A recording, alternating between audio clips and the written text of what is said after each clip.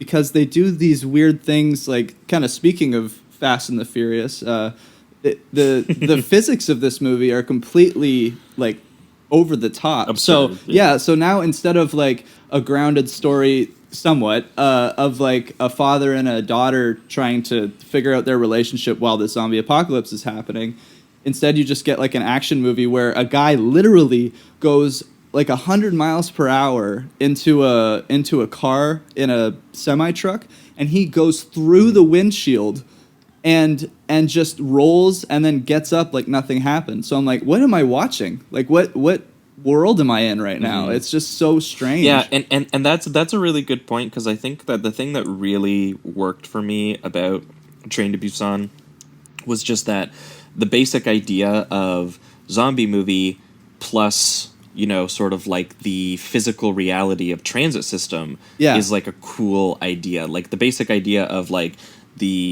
also they do sort of like fast zombies. So like the speed and the volume of the amount of zombies smashing up against these tiny spaces that, you know, anyone who's taken a train or anyone who's taken a subway recognizes that space. And it immediately sort of gives it a physical sort of sense of rules, I guess, that you understand. Right. And it you know, even though there are some moments where things get, you know, crazy, like for example, a giant horde World War Z style, like basically smashing up against the window like lemmings or something, and then breaking through it and all flying through, you know, things like that are like scary and larger than life in a way that is, you know, someone clearly imagined them and composed them in that sort of image.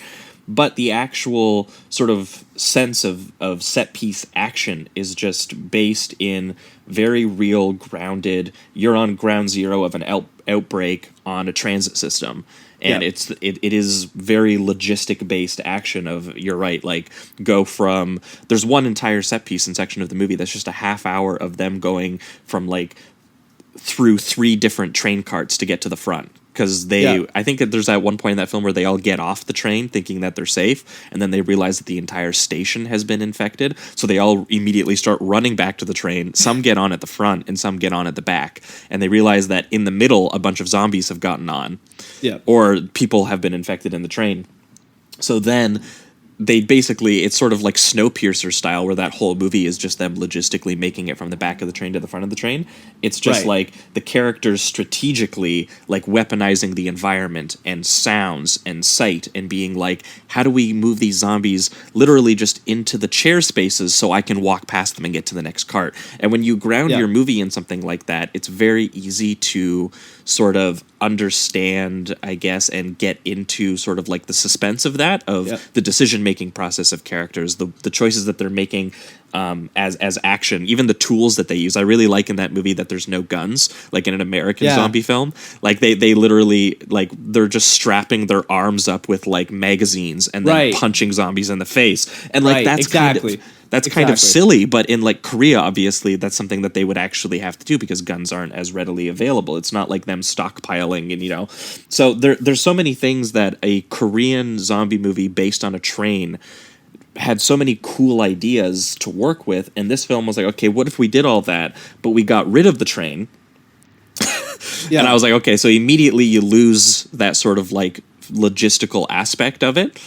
And then instead they're like, okay, so instead we'll do CG car chases, where the sort of like CG physical city. Actions feel kind of like weightless. Yeah, in a CG city. So it just looks like you're watching cartoons of cars running over giant zombie hordes where you don't understand the physical logistics of it. And they try to make it bigger in a way that, unfortunately, combined with that, just makes it sort of feel kind of like weightless and sillier, which is just kind of strange because it's the same crew that made it, same director and everything, and you would just think that, like, you know, in trying to expand the universe, that they would kind of understand what made the first film work because they used it so well, and in this they just, instead it's just 2 forms of action, that a very Americanized action that's really boring. It's stuff that either you have CG Fast and Furious car chases with zombies in them, or you have John Wick gunplay, when again the thing I just said I like so much about the first film was that there was no like guns. They had to get creative in the action because the characters didn't have guns,